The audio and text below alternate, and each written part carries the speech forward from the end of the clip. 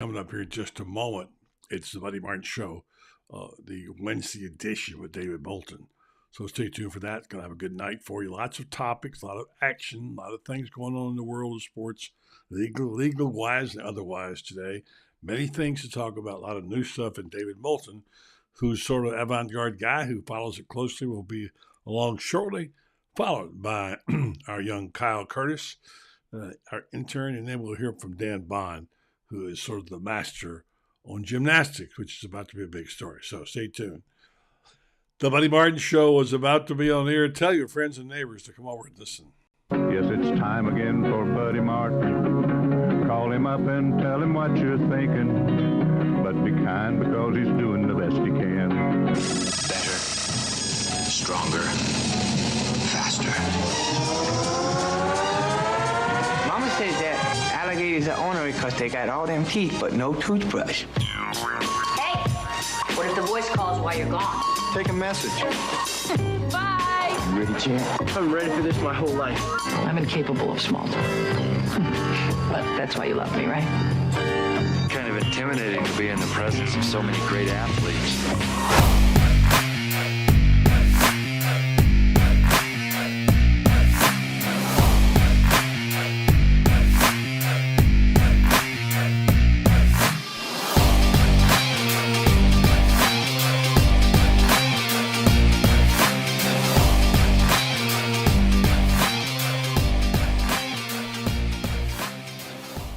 Well, good evening to you. Welcome to the program. I'm Buddy Martin, and this is the Buddy Martin Show. Glad to be with you on a Wednesday night. A lot going on as we speak right now in the SEC tournament. If you saw Florida earlier today in the women's basketball, defeated by Kentucky, very game effort by the Gators. Got in a little fight trouble. We'll talk about that a little later on. Also, in the world of legalese, there's so much going on. We need Perry Mason. We have a guy named Perry Mason who follows this show. Not the Perry Mason, but there's so much going on in Athens, Georgia, Tuscaloosa. We're going to try not to dwell too much on that tonight because it seems like that's all we get on the talk shows right now, every moment. So we'll talk about it, but we won't belabor it, but we'll let you decide the topics as we do on this show, if you'd like to. And we'll be coming along soon with our friend David Moulton, who is always on top of things. There's a lot new going on in the world of sports, which I want to talk to David Moulton about here tonight. So let's take our break real fast, hear from our friends at Meldon Law, come back and talk to the David Moulton. I have a lot of questions to ask him about new golf, new baseball rules, et cetera, coming your way. So stay tuned. Right back with David Moulton. I know you have 25th anniversary of your Scholar Athlete. Maybe you ought to bring back some of your old musical buddies and put on a 40th anniversary of your music career and bring it back to the Southern Music Hall. That'd be a great reunion. Well, actually, we did that, buddy, at the Matheson Museum in Gainesville for the next 9 months. The whole museum is turned into a retrospective of the Great Southern Music Hall. It's an interactive, beautiful photographs by famous photographer John Moran, written by a very fine journalist named Bill DeYoung, who was the entertainment editor for Know him well and used to work with him. Okay, so this exhibit is top notch. We hired a professional graphic designer to come in from Orlando, and it's free. Go to the Matheson Museum. It'll take you down memory lane. And what's really cool, we have all the artists listed and pictures and stories, and there's a QR code by each of the artist's picture, and you can you put your phone up there and you'll hear a song by that artist. See, two great minds thinking alike. The only problem is you already had the idea. I'm just remembering we talked about this once before. All right, thanks very much. He's very active in that community. Check him out there. Also, lawyers, give him a call at Meldon Law if you have their needs. Let's go right to the Orange and Blue Room and talk to our friend David Moulton, presented tonight by Titan MRI. And David, it's great to see you again. How you doing, my friend? I'm good, buddy. How are you? I'm good. My head's swimming with all this stuff going on in the world of sports. And I need a little bit of a David Moulton to kind of get me breathe a little bit here with all the every time I turn on TV. It's really been look, it's an important story. I might be belittling it at all. Certainly, what's going on in Tuscaloosa and Athens, both now the stories we hear about Jalen Carter. I know you do a daily talk show. Your head must be swimming as well. And we haven't even gotten to things like spring trainings here, new IV golf going on, changes in football rules, and Florida Gator football spring practice coming up. So pick one, my friend. Well, the Alabama one is most interesting to me for this reason. It's really a dilemma for us as a society, I would argue, never mind sports fans, sports media. What do we do about people who are not even charged with a crime, but we think they've done something wrong or inappropriate or it's a bad look or what have you? But I mean, if you think about it, we got a few things going on in the Major League Baseball. Trevor Bauer, I mean, he's been kicked out of the league for a year and a half. No one's touching him. He was never even charged with a crime, was not charged with a crime. Now, I think a lot of us think he may have committed a crime, but what if he just had, pardon my French here, rough, kinky sex? Which is what the authorities basically deemed him to have had. And he's been kicked out of Major League Baseball for a year and a half and nobody will give him a job. I mean, what do we do when someone is not even charged with a crime? I mean, listen, do I think that the Alabama basketball player is completely quote unquote innocent? Miller? No. I mean, after all, the guy said, hey, my gun's in the back seat. Bring me my gun. That's not good. I mean, it just, the judgment but the authorities have said there's nothing for us to charge him with. Nothing. I mean, let us know what it is you think we should charge him with. And for those of us that have watched a lot of Law and Order, we go, well, that's not accessory to murder. And they're like, no, it's not. So, okay. So, I mean, what do you do? What do you do if you're an athletic director or coach, buddy? You got a player who was not charged with a crime. You sit him? I mean, there's innocent till proven guilty. There's not even charged. It's a bad look. Okay, the local columnist and sports talk show host can crush you. Okay, but I do find it interesting. Two lawyers who I find to both be pretty damn intelligent, Clay Travis and Jay Billis, are on completely opposite sides of this. Both attorneys. Clay Travis thinks it's ridiculous. It's absurd. All right. Can't believe he's playing. Can't believe the guy still has his job as a coach. This is a disgrace. All right. Blah, blah, blah. Jay Billis is like, he wasn't even charged. What are we supposed to do? He goes, now, Nate Oates has not said the right things twice now. I mean, he needs to stop talking. Okay. And Jay Billis has said that even. But Jay Billis is like, what are we supposed to do as a society if someone's not even charged? And it is an interesting development. It's messy. It's uncomfortable. But at some point, when are you innocent? Hell, forget innocent until proven guilty. Are you innocent until charged? I mean, I'm at least willing to die on that hill, buddy. Yeah, I'm willing to take all the slings and arrows and say, come on. If I was an AD or a coach, I'd have no problem standing there facing all the you suck, you should be fired, you're a bad person, the whole deal. I'd be like, really? The guy hasn't even been charged. What do you want me to do? Now, if he gets charged, I got no problem sitting him. I honestly have no problem sitting him until this thing is adjudicated. Although I could also argue you're innocent until proven guilty, so the kid's going to play until this thing's completely adjudicated.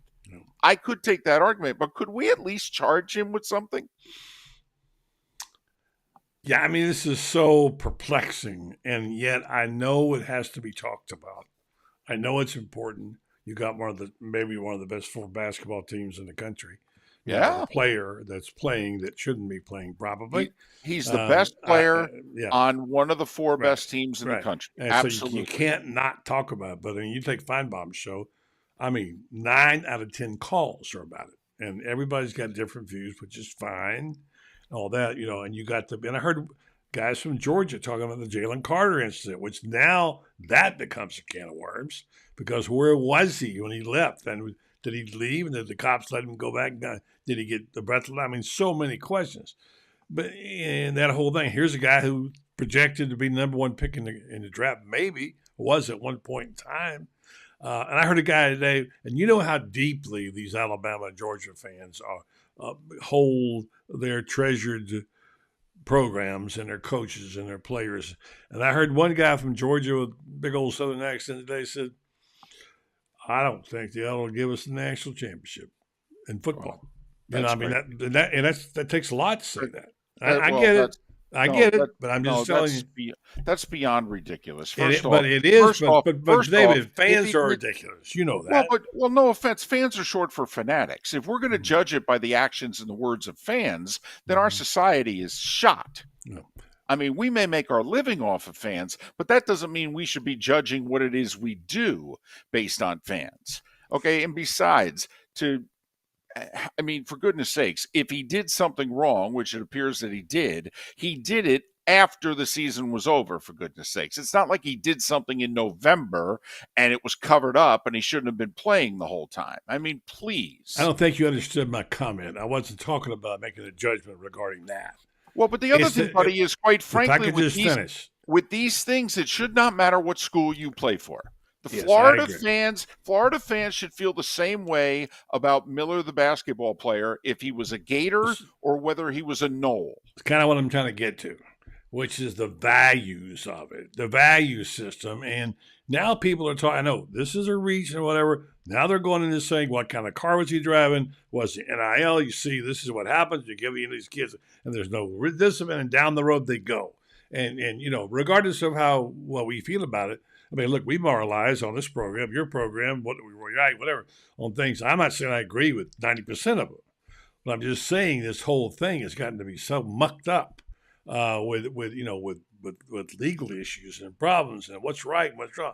Who knows anymore? Because the rules have all been changed. Just look at NIL; it's not the same as it was. So I don't know. I'm looking for guidance from you, my friend. Well, first off, I don't think this Jalen Carter thing is a Georgia issue. I don't. His playing career was over. They had won the national championship. All right. It didn't happen on campus. It happened in the city of Athens.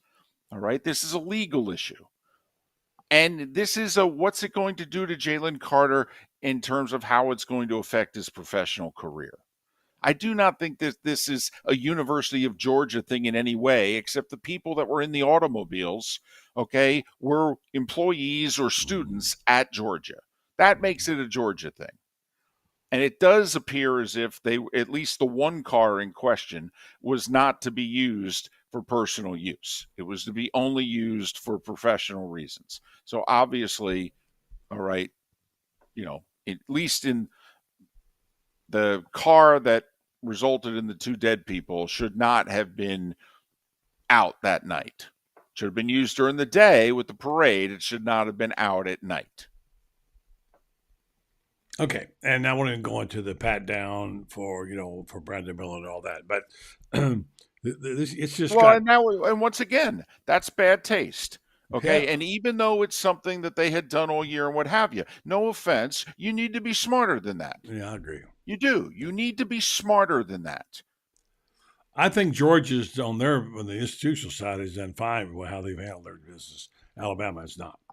Been embarrassing as happened there. So I try not to cast judgments on things I don't know much about, and I don't know that much about it. I just what I hear and read. I'm not there. I'm not reporting on the story. I make calls just like you do on things. But at the very root of this is the question I heard raised today by several people, whether it's accurate or not, is at least to raise the question: have the values changed overall of college football in ways that we don't even realize? That's what people are getting upset about. I don't know that it has, but it's a question I guess you could ask, right? And as someone said, well, shouldn't write about those guys and they get caught speeding and whatever. And Anthony Richardson got, that you shouldn't, you're hurting the team and so on. Fact is that is an indication that maybe things are getting out of control when you have players racing at 3 o'clock in the morning, obviously, and it's dangerous. So now it's taking the life of people. All right. Can we all have an honest conversation here right now? Sure. When we were teenagers and or still of college age, you were never involved in a car that was racing another car? Of course. Yes or no? Okay. I remember one time, and I was scared to death. I was in the back seat of a car. I was in high school. And for whatever reason, the driver, there were 4 of us in the car, and we started racing friends in another car. And we were going up a hill, and we were getting to the top of the hill. And the driver in my car decided he was going to cross the double line, and he was going to pass the car to the right as we were getting to the apex of the hill. And I remember thinking, if a car is coming the other way right now, we're dead. And we passed the car as we started to go down the hill, and we lived by about 3 seconds before the other car was coming. And I remember thinking to myself, well, this is the dumbest thing I've ever been a part of. I had nothing to do with it. I was in the back seat. Mm-hmm. I was saying no, no, no, but I could have been some person in this story at Athens, and instead of it being 2:30 in the morning, it would have been at 4 in the afternoon. But you were the number 1 pick in the NFL draft. That makes a difference. So I'm just saying that's why it's a news story. I mean, certainly. No. I get it. And it would have been a news story if we had gotten in that accident and a couple of teenagers had been killed. All right. But would that have mean that our values were different and better than the values of today? I mean, I was 17 years old. I don't think this is the same thing because you're talking about, and this is the perception, not mine. I'm just saying about perception that when players are given so much, fast cars and money and whatever, and they get these, and that puts them at risk to go out and race those cars at 3 o'clock in the morning. I mean, that's where the cause and effect appears to be a factor. I'm not saying it is, appears to. And perception is everything when it comes to that. So that's just one thing being. I don't want to get too far down that road because I don't want to die on that hill. I just want to bring up. Do we think there's less money and less gifts now? Or do we think there's more money and more gifts now? I mean, no offense, it's just out in the open. Yeah. I mean, come on.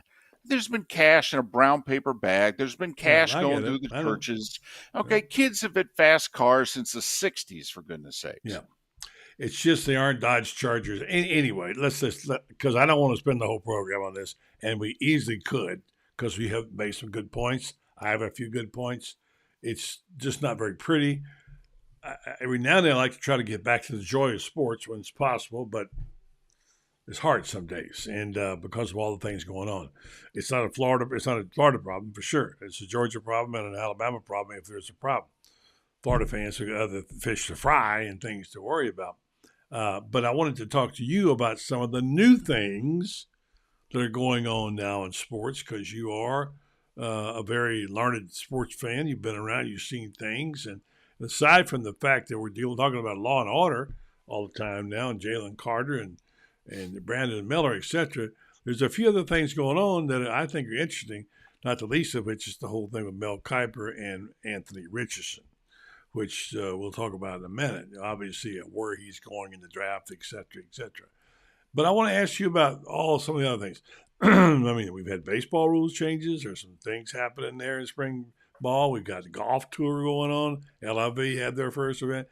Can I read you a text I got from a buddy of mine who's a reporter in West Palm Beach? Yeah. He's a news reporter. He's my age. Mm-hmm. And he grew up in baseball. His dad was a longtime coach and scout and what have you. And he sent me a text, unprompted, late this afternoon, that said, okay, 2.5-hour games are amazing. I was at JetBlue Sunday. That's the Red Sox stadium in Fort Myers, and didn't want to go to a concession stand thinking that I would miss too much action. All right. Haven't enjoyed a game in person this much in a while. The only thing that we're curious about, because I've advocated for a pitch clock for 25 years, the only thing I am curious about, buddy, is the 8th and ninth innings, the suspense, the managerial moves, and what have you. Will the action be moving just a little too quickly at the very end of the game? I think it's awesome for 6 or 7 innings. I'll be curious when the games count and we got some real drama, whether or not the few extra seconds will actually add to the drama or whether it will take it away from it. But I love it. I love the fact that they've already taken, I believe it's 23 minutes so far off of what a spring training game took last year. I love it. You call it drama? Well, in the late innings. I mean, sometimes No, there's, I'm saying you pronounce it drama. Drama. Drama. Okay. Okay. It's fine. I call it drama. It's different. Yeah, I do too. I was emphasizing it to be. Okay. All right. It's over my head. All right. So I think that it's going to be interesting. Did you watch? We'll just knock these all down when we got them. You watched the LIV on CCW, and what did you think? I did. In fact, I started the weekend off watching LIV over the Honda because I like the field at the LIV a lot better. But once it was Charles Howell III against Peter Uihlein, and there were I switched over to the Honda where there were two guys within a shot of one another, and they both had compelling stories. One guy had never won before, and the other guy's admitted alcoholic, and he hadn't won in nearly 8 years, and so both stories were compelling. Me too. Yeah. And since we had seen that course before, you kind of knew the whole bear trap in the last few holes and what have you. Right. So, and there's no doubt if the LIV is going to make it, their top players have to win. They have to be at the top of the leaderboard, and they're probably going to need one of their players to win a major this year. I tried to watch it a little bit. I hated the graphics. I can't get into the team concept. I just can't. I don't even understand. Well, I'll say this. I hate the team names. They need to make it so that we understand. Juvenile. I mean, come on, figure it out. NASCAR can figure it out. I mean, you can do this team concept. And I told you last year, because I actually spent 3 different tournaments doing some work, kind of, sort of, for LIV. And they explained to me what their concept was. And they said they're doing this based on international sports and cricket, and it's worked big. And so we're doing this really because we know worldwide this is going to work. They've admitted, at least someone did to me, that the place that we will probably struggle the most is in the States. But we actually think we will catch on worldwide. We'll see. Yeah, we'll see. I'm with you, by the way. Most everyone that we've asked on our show that watched thought the screen was too busy with the graphics, that it was just too busy. Yeah. Larry mentions Kirk. What a nice story that was. I found myself here's what is it? Is it Laura Ball's son? Right? That it is Laura Ball, and Hale Ball goes back a long time in amateur golf around here. That the other the kid, 34 years old, if he wins that tournament, he gets the Masters. Right. And Bobby Cole and Laura Ball's kid, right? Yeah. Was the other one, Eric Cole? Right. Eric Cole, yeah. And I found myself pulling for both. But boy, I tell you got to love that. Kirk was so solid. I thought he lost it on the 18th. He hit that ball in the water. And I thought, oh, man, can you imagine the torture that's going to cause him? And it was a nice story. And I'm rooting for the stories. I think that was great. All right. So, yeah. All right. So on to other subjects, David, if I may.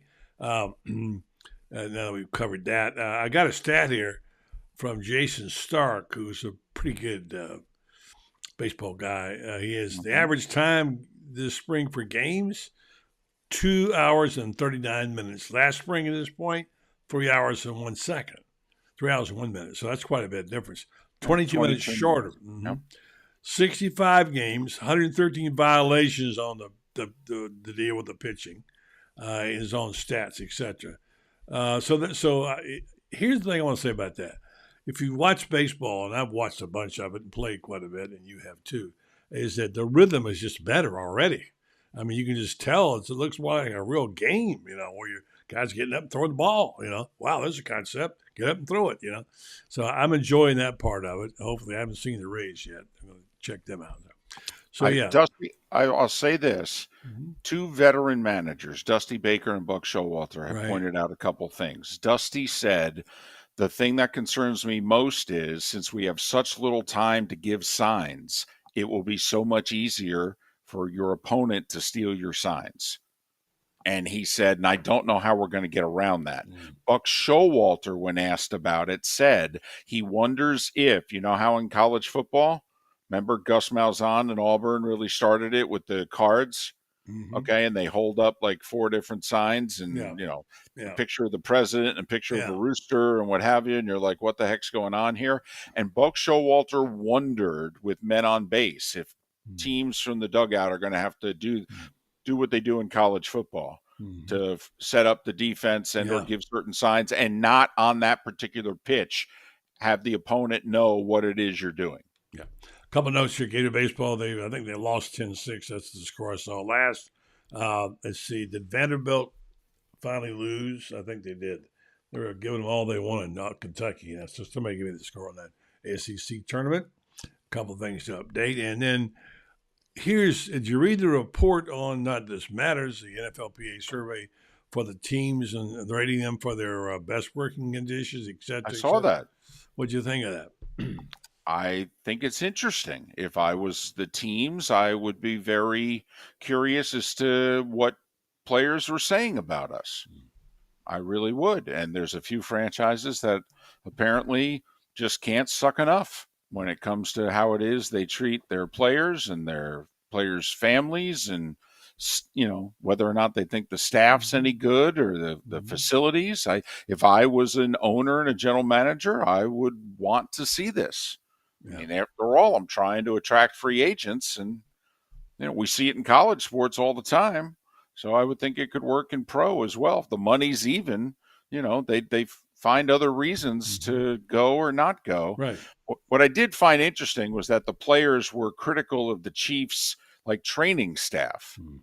And I laughed and I said, wow, the team was pretty healthy all year and they just won the Super Bowl. But, okay. Yeah. So Minnesota, Miami, and Las Vegas were voted the most desirable locations. But the ones that were the bottom were Arizona, the Chargers, and the Washington Commanders. No surprise, the last one at all. So the Arizona one was interesting. Some of the comments that apparently if you're a player and you work out there in the off season, that the team charges you for eating at their facility. And they only provide so much food and they charge you for the rest. I mean, I have to admit, the Arizona is a pretty bad look. I mean, the Washington one's a really bad look, but the Arizona one's not a good look either. Yeah. All right. So I want to get to a topic here that we've bounced around on quite a bit and devoted time. And it's about recruiting and it's, obviously that's what everybody wants to talk about and everybody's involved in. There's a very interesting interview. Urban Meyer's been kind of quiet. He hasn't said much, but they did a pretty deep Q&A with him on The Athletic, talking about recruiting, his habits, who's the best player you ever saw, and so on and so forth, which I found kind of interesting. He said, again, that Percy Harvin is the best player I've ever seen in person. His last athleticism, speed, vision. He ran with violence. He never really got hit. I was talking about that with someone the other day. For as hard as he played, his vision was as good as anybody. And then he told a story about what Woody Hayes told him. Years ago when they first checked him, they were there and they were assistant coaches. And what he wrote down was important. And just said, here are the things he mentioned. Premium placed on academics. He went in there. Toughness was known. Selflessness, okay, were all things that were part of the program, of course, and toughness. So I thought his take on it was interesting. I wonder how many of those values, again, carry over anymore. It seems like you don't hear them talk about it. Do you get a feeling they're slipping away, or do you think they're still there? I think the toughness, if you consider that a value, all right, I thought Urban's teams were always tough. I thought Urban was really good at toughening players up. I mean, even Joe Burrow, all right, who transferred, and you could criticize Urban for why it is he chose Dwayne Haskins over Joe Burrow. Sure. All right. But even Joe Burrow has acknowledged that maybe he was a little too much of a baby faced kid from Ohio and that there were things about Urban that I didn't necessarily like, but he did toughen me up and it has served me well. Yeah, you wonder about those, and you know, I'm interested in when things come full circle, and they do it every 30 years or so. But I wonder if there'll be a time we'll be talking more about this now with the new paradigm for football players and the money and all the things that go into it. We don't think it's a bad thing. You and I think it's a good thing. The question is, how's it going to impact the sport? And that's what we don't know. We're finding out. And I wonder if there will be things like this that'll be brought up. I wonder if the program, just take Saban, whoever you want to, who says this is how we do it. You know, we're certainly going to do the NIL thing, but this is going to be part of what we do as a unit. And if you play for Alabama, here's a code of ethics. Here's what we do. I wonder if that will resonate. Buddy, I got to be honest. I think we're going to be fine. I think the great coaches from one generation have similar attributes to the great coaches of the next and even the generation after that. I really do. Yeah, I understand we're a little different now, the AAU generation, and you could blame my generation, quite frankly, for raising the current generation, if you'd like. And I definitely think that we did a lot of things better 2 and 3 generations ago in terms of, just raising people and being more decent and all that. But ultimately, at the end of the day, I mean, the guys may be bigger, stronger, faster now, but it's still blocking and tackling. It's still going to get the quarterback. It's still, we throw it more than we run it. But otherwise, I don't know, buddy. I think we're making way too much out of a lot of things. I mean, a lot of crap was going on 30, 40, 50, 60 years ago. And either A, we didn't know about it, or B, the people that knew about it just kept it hidden. I mean, the media, quite frankly, was complicit for a long time. We knew what was going on, and we didn't report it. Yeah. I tried a few times, got in trouble, but that's okay. Exactly. Exactly. Yeah. Look at the steroid era in baseball. I mean, come on. All right. Now I want to ask you a couple of questions about Anthony Richardson. And I want to bring aboard Kyle and let him talk about it a little bit with you.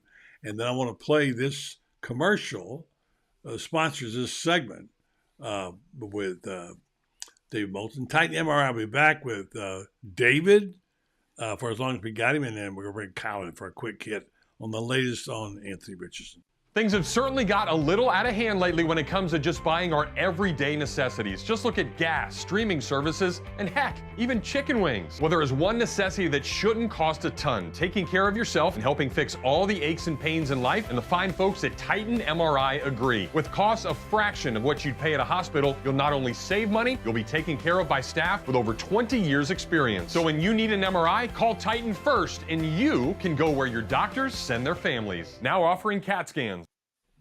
Thanks very much, Jeff Cardoza. And by the way, thanks to Titan MRI, David Moulton one of these days has promised me he's going to buy me dinner there. So we'll see if we can get Freddie Weeby to help us out with that. Yeah, had a nice function there, as I said a couple of weeks ago. Yeah, you'll. I think. Did you say you have not been, right? To Spurrier's? Yeah. I have not. Okay, no. All right. We got to fix that.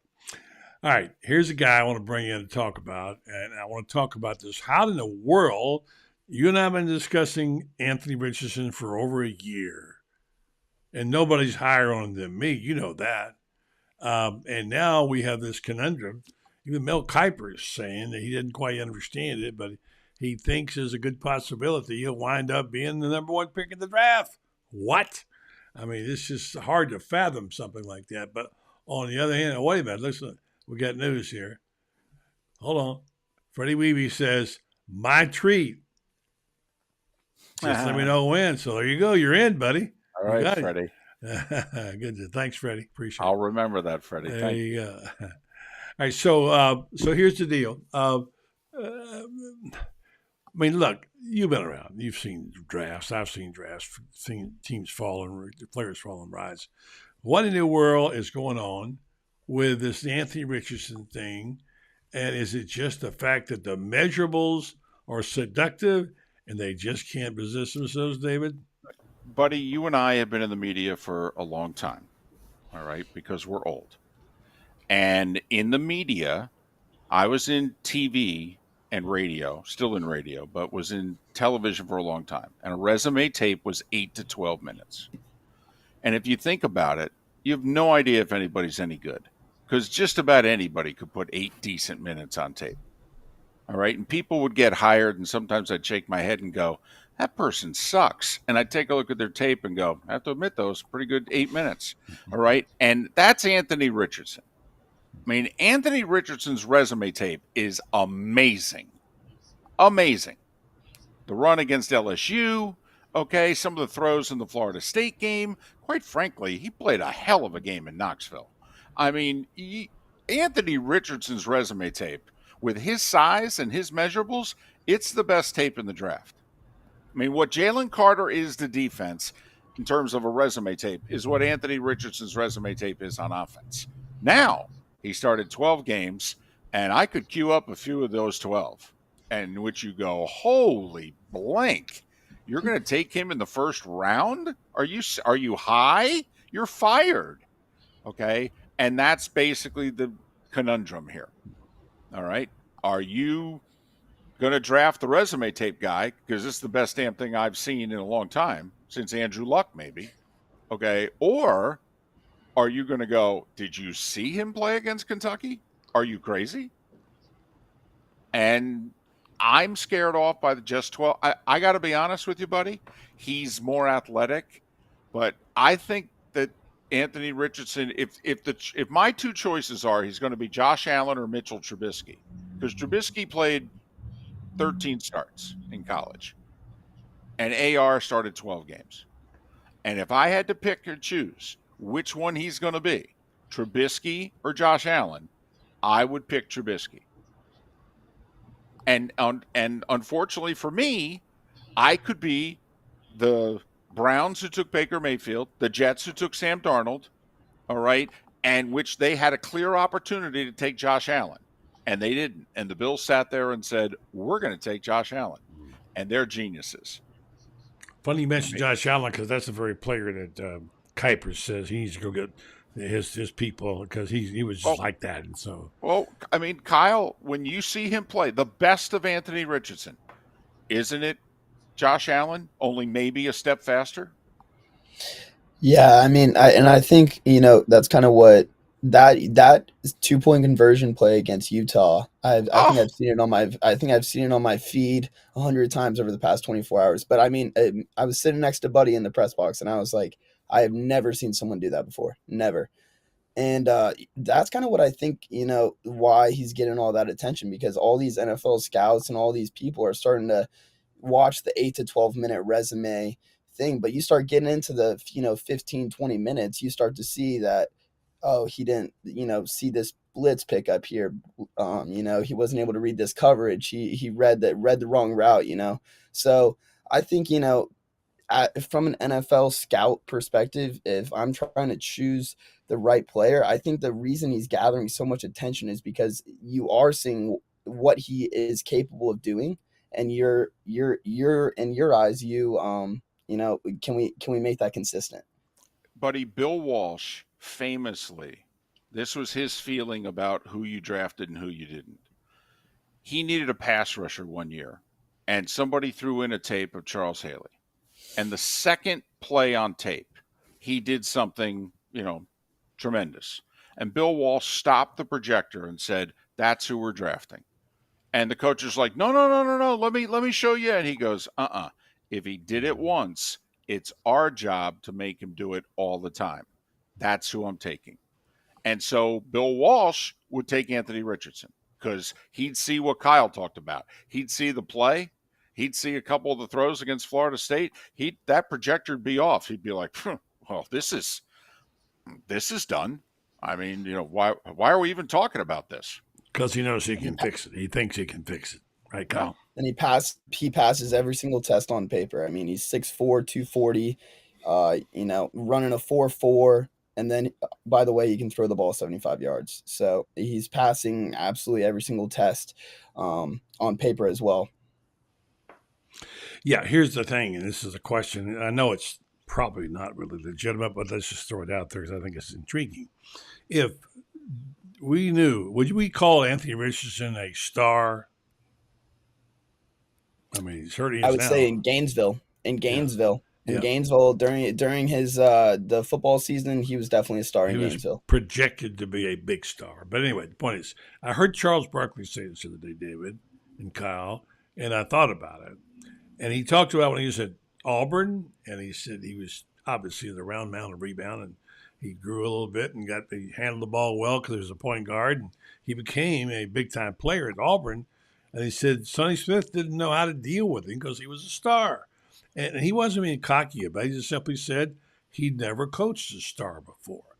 I thought to myself, I wonder if that is a factor, because we all know, David, stars get a little different treatment, and without question, and you need to treat them differently.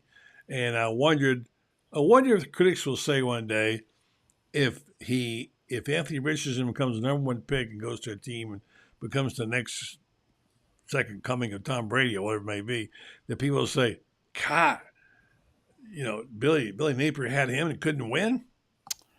Well, I do think that Napier was in a bit of a conundrum. And Kyle, I don't know what you think about this. Maybe at the beginning of the season he thought he'd have Richardson for 2 years, but I'll bet you he thought after the opener against Utah, he's like, well, he ain't going to stay beyond this year. And so if you're Napier, you're trying to establish an offense, sure, never mind a culture, the whole deal, and yet you got a guy now at the most important position who basically is now a rental. Where in the NFL, when he gets drafted, that team's going to be like, well, we got this guy for at least 4 years. Okay, we will put our offense around his skill set. We will not force him to plug into my offense. Billy's coming in as a first-time head coach. He's establishing what? His offense. Anthony Richardson had to fit into Napier's offense. All right, just like Richardson had to fit into Mullen's offense. And that's why he didn't play as much as Florida fans wanted him to, because Mullen just said, quite frankly, he didn't have a grasp of the offense. Whereas there are certain coaches that would go, yeah, I don't know what to tell you, change the offense. He's more talented than him. We got to get him on the field. Yeah, I've seen that movie before, and I've seen people do it. Doug Dickey could never figure out how to use John Reeves, who was a great-looking quarterback prospect. But anyway, if you get onto Urban, I'll give him full credit. He had Chris Leak, who, by the way, was the number one prospect as a quarterback whenever he was signed. Thanks to Ron Zook. But he did work with him and teach him how to run this offense, which wasn't all that suited to Chris, but he made it work. And I admire him for doing that. And then he had Tebow. So you're right, Kyle. It's really about fitting into the offense. And I don't know whether Billy had an offense by then. He wanted to run the football, and he wanted his quarterback to run the football too. So I don't know. What do you think, Kyle? Do you think Billy could have handled it better? I think Mr. Moulton made a really good point on the fact that if this might have been, Billy Napier's fourth, fifth year, he was able to recruit Anthony Richardson. Anthony Richardson was able to, see his offense a year or two and learn it a little bit, rather than maybe being with Mullen and being behind Trask and all that. Then it might have been a little bit of a different story. And also, to get back on the NFL draft, I think that also, people realize that, hey, this exactly isn't the perfect scenario for a quarterback to thrive in Gainesville. First year head coach coming off a lot of different outside factors and stuff like that. So I think the fact that, he was still able to go out there and produce at the way that he did, I don't think that's a reflection of Billy Napier or of a job that he did. I think that it's more so kind of just a product of the situation at hand. I don't think that it had to do with one side or the other. I think that, it was just a really good talent and a new head coach coming in, and it takes a little while to, enforce habit. So he was trying to get his whole system going and just happened to have, a generational type quarterback. David, I'll give you the final word on this. I think the fact that it ended up being a 1-year relationship, all right, completely changed everything. As Kyle pointed out, how much more advanced would Anthony Richardson have been even if he sat for a year watching the starter in this offense? Okay. And, I thought he played better than I think certain people. I mean, for goodness sakes, that Florida State game, I mean, damn. You I saw mean, that first, progression throughout the whole year too. yes, It wasn't. yes, He was getting better each game. He was yes, getting and better. he made the That right Knoxville, reads. Yes, yeah. and I mean, he hung in there in the pocket. He was bringing Florida back in that game, throwing the ball, not running around all over the field. I mean, I like the fight in him that he night. scares Really me. If I'm an NFL GM, I got to admit, I don't know if I'm willing to risk my career on him. Okay, but I do know when I'm passing on him that there's a chance that this is going to come back and haunt me. Right. Good But stuff. outside of that Kentucky game, there was really no. He was going out there, getting what he wanted, throwing, and people he could have ran the ball. There were a few games he only ran the ball 5-6 times. If he would have ran the ball 15 times, his rush yards would have been way more up, and that helps the passing game just as more. So, the fact that they were calling plays, load managing, stuff like that, whatever. I don't know. I hit a really strong end of the season, and I think people within the NFL industry are recognizing, it took him this short of time to get implemented to a new system. And then not only do that, but show improvement in such a short time and still be able to thrive. Buddy, I know you got to get me out of here. I'll just leave it at this. Somebody that you're welcome to say if you'd like. No. Well, watched game tape of him and thought that the progression that he made, going from first option to second option to third option, from September to November, you could see it clear as day on tape, and they thought that's an encouraging sign. If you're an NFL team, you're like, well, hell, I can see the growth right here in 60 days. Imagine if I can get them for 4 years. It's just something inside of me that says, every year it seems like almost Florida's scratching for a quarterback since I can remember way back. And they finally they've had some good ones, really great ones, and you think, here's this guy right here, a Gator. Think about it. If you could coach him and plug him in, what a phenomenal player he'd be, and how good could your team be? And that's the part that's sad to me because it never actually happened. On the other hand, we had the accidental start in Kyle Trask, who fell off the back of a truck one day and started playing snaps and became a wonderful player, and by the way, never got his props. So I guess the game of chance in football, it taketh and it giveth. But I'd sure like to have seen Anthony Richardson one more year in a Gator uniform, at least, to see. But we'll never know that. So say hello, by the way, to Dan Bond. You don't know him, David. David, he is Mr. Gymnastics. He knows more than that, but he is really good at gymnastics, and he knows all about this team, which has a big game, big meet Saturday in Oklahoma. I'll get it right this time, in Oklahoma, and it's the number 1 versus number 2. So we're going to spend the rest of the night talking about this gymnastics team, which is phenomenal. And you heard about, Trinity Thomas. You live in Jacksonville, and you've been around, so it's going to be fascinating. You know about those Gator gymnastics team, David, right? I do. I've been to a few Gator gymnastics meets over the years, and I actually watched the Florida LSU gymnastics meet. Your daughter, you took your daughter to a couple of meets. I did, to Georgia and one other. Yeah. Listen, I mean, they deserve all the attention that we can give them. And I was just going to say to Dan, I can't believe that you can do this interview with your the ringing that must be in your head from the packed, sold out crowd and what have you from all the gymnastics meets, because that's quite a sound. Right. Yeah. It's different. It's once you go, you get hooked, just like a lot of the sports. So Totally. right. And I got hooked going to the national title games here in Fort Worth. Kind of discovered it that way. So been hooked ever since. Been trying to go to meets that are close by here, and He lives in Dallas. Yeah, I'm in Dallas.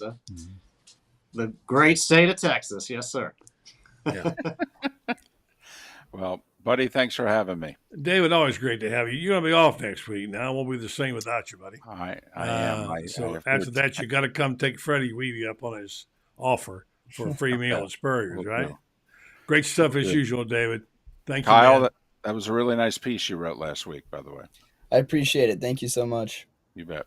Take care. All right, David Bolton, the great David Bolton. All right, so Kyle, you're welcome to hang if you like, but we're going to talk some gymnastics and maybe some softball, although he's not too happy about the softball team right now, so I don't know. Yeah, bad trip out west for sure. Oh, bad trip out west. Speaking of bad trips. It's still early. It's still early. So we'll see how the softball team does. Speaking of bad trips, I had one today. I'm going to publicly apologize to this man right here. Because when I was editing a story, I made one mistake you should never make, Kyle. And if you make it, I'm going to kick your butt. You know the old thing about don't assume it makes an ass out of you and me. I took a misinformation on my part, heard it wrong. I thought he told me they were playing in Oklahoma in the national championships. And so when I edited his story, I'll pull down a picture of Dickey's Arena in Fort Worth and I put a headline on saying they're going to play for the Nationals, etc. Stupid me. So I apologize. I publicly told the readers it was my bad, not Dan's. We did fix it, but still, I apologize. And Dan, I hope we didn't run off your readers. No worries. Yeah, I mean, it's going to be an exciting meet. I've been up there for gymnastics a few times. They've been back there in 2015 and like 2019, I believe. And it's always a great trip. They seat about 6,000 to 7,000, so not quite as many as the Gators do. But they put on a great show. All these meets nowadays are packed and really exciting, and the fans are into it. And I'm looking forward to seeing Trinity Thomas get a 10. We're going to need probably 3 or 4 10s that night to pull up the upset. But if they don't, they're still going to meet again down the road in Fort Worth in the national championship, because I know they're going to make the Final Four in Fort Worth. You've never had a gymnast like Trinity Thomas that you respected and admired and as much. Am I right, Dan? Oh, she's definitely up there. I know Bridget Sloan was always one of my favorites, and I got to meet her at the last year's national championship meet, and she was very gracious to talk to me and spend some time with me. But Trinity has just kind of blown her records out of the water, except for the 3 national championships, which waits a lot for, the greatest of all time. I know you don't like that term too much, buddy, but Trinity is by far the greatest of all time in gymnastics in Florida. I mean, when you go to these road meets or you go to the championships, and when you see the other teams, fans react to a certain athlete, that's someone who transcends what colors you're wearing. And, it's a little bit more laid back versus football, where you might throw a bottle at your opposite fan. You're pretty gracious in gymnastics, although we're getting a little more booey. Yeah, we're going to talk to you about that. You said to me a couple of weeks ago, they don't boo in gymnastics. I think I've heard it through the boo birds, Kyle. Oh, man, they came out that last meet. They wanted to see that 10 at home on the last go-around, and she was really on it. The students have been starting to. I more and more. I'll get a text message.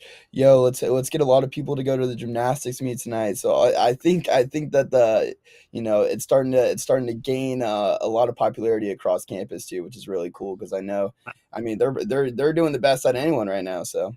Oh yeah, that's great. They sold out every meet this year for the first time. They set records for attendance this year. And with DiCello coming back, she's just a freshman. We're going to lose Trinity. We lose a lot of young ladies this year, but they're just going to reload.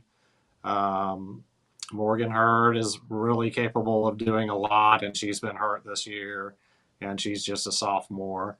So the future's bright, even if. But I just can't imagine that she comes back. Trinity comes back for her sixth super senior year, and they don't win it all because she basically got robbed in 2020 from COVID because they were so strong that year. Number one all across the board in all 4 events in the vault, uneven bars, balance beam, and floor exercise that year. And then they shut it down right before the national title. I was like, can't you wait a month? Come on, man. And then she got hurt the next year. So really, she should have the 3 national titles like Bridget Sloan has, and all the 10s, and the 37 9.975s that she has, which is one judge has a 10, one has a 9.5.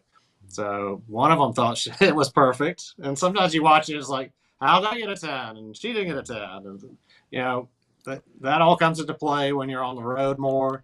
And that comes into play when you're in the regionals and the national championship final. You have more judges to kind of spread that out, which is good at the end of it.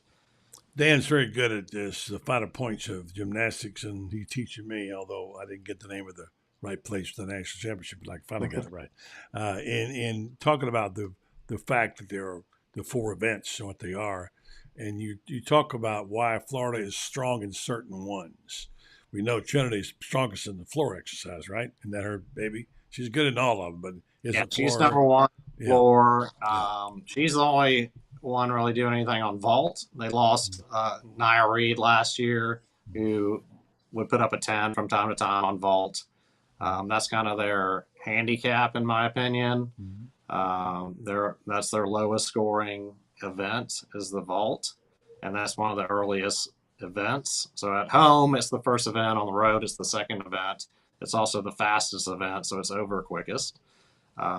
So once you're watching that Oklahoma meet, you'll kind of know where they're sitting after that vault event. If they're getting maybe a 49.4, 49.5 or higher, then they're going to be in really good shape for the rest of the meet.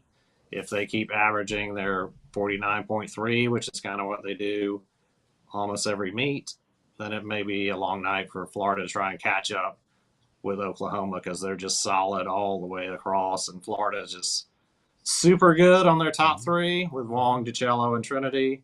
And then it's kind of like hit or miss. But, this last few meets, they have hit the 198, which is your really high score. When you're doing that, it's hard to get any higher than that.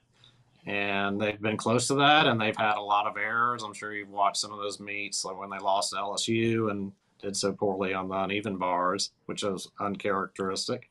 But they still scored 197, like 7.5, and had a horrible event. So it's better to be now. And just, go ahead. Sorry. Will their match against Oklahoma, is that going to be nationally televised? Or is it usually on SEC Network or ESPN? Or that one's on ESPN too. So they've rolled up this season to where all their meets have been on TV on one form or another. They've that one's on ESPN too, and the national championship is on ABC for the first time ever. It's on regular television, which is great because the viewership just gets up and up. Kind of like softball has really become a very good TV product, and so has gymnastics has really blown up over the few years. You used to be able to just walk into that national championship game and sit wherever you wanted, and then the last few years it's hard to get a ticket to it for sure. Final thing for you, there's Kyle, this is one of the things I'm learning. In the last 10 years, Oklahoma and Florida have been really back and forth so often. You had a stat in your story today about that. Explain that again to Kyle and I about why there's such competition between the Sooners and Gators. Yeah, they have either won the title or have been runner-up the last 10 years. So, I mean, they're just a peak program. Florida has won a ton in a row at home. They lost that LSU meet for the first time. They've won like 27 meets in a row overall. Oklahoma's won 67 meets at home in a row. They're a tough team to beat for sure. And they have maybe one superstar, and then the rest are just very good. Versus, I'd say Florida has 3 superstars. But it's going to be a very good meet. They're 1 and 2 in most of these events, so it'll be good to watch, especially the uneven bars. It's like 1 versus 2, so every athlete that gets on that unbalanced bars are going to be something to watch. Those are always fun. Kyle, I learned this by reading Dan is that Florida hasn't had its best effort. They're prime. They have not hit all cylinders altogether at one time yet. And if they do, what happens, Dan? Then they're going to beat Oklahoma, and they're definitely going to keep scoring high and make it to the regionals and go all the way to Fort Worth, where I can watch them win the national title and storm the field. Storm the field. We're due is what I'm hearing.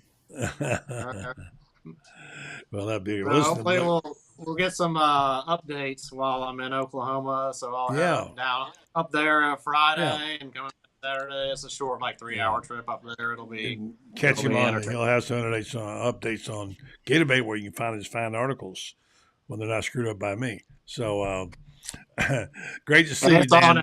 It's a late start Friday, so it's a 9 o'clock Eastern start. So look for that on ESPN too.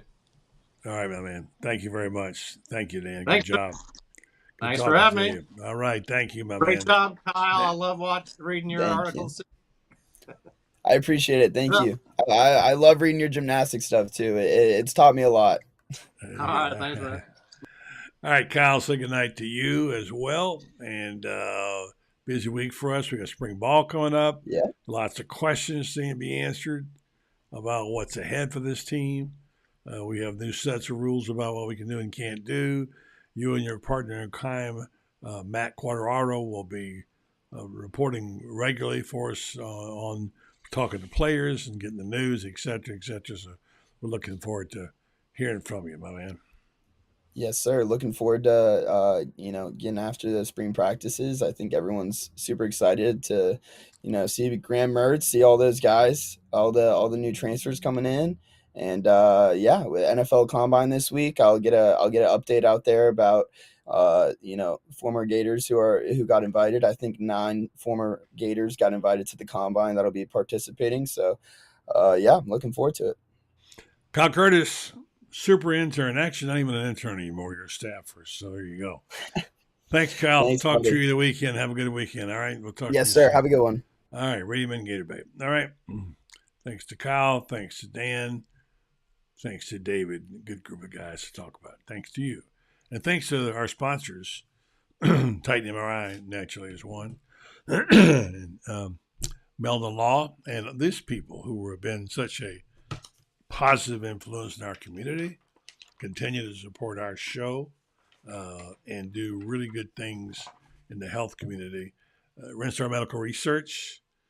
We have a high-quality, patient-centered clinical research facility here in downtown Ocala, bringing cutting-edge technology to the trials in areas like Alzheimer's, psoriasis, osteoarthritis, migraines, etc., along with fibromyalgia and many other things that affect our community. You can be part of this. You can help them get some data they can use. If you want to be a part of it, go to renstar.net and apply for one of their clinical trials. If you're eligible, you could get compensated for time and travel. Since their inception in 1998, Renstar has done over 700 clinical trials and continue to partner with prominent pharmaceutical and biomedical companies throughout the medical industry. Renstar Medical Research, seeking tomorrow's answers to the health questions of today. Thanks for listening. Thanks for watching. Back tomorrow night with Orange and Blue Bloods and our crew there. So join us then. Night, everybody.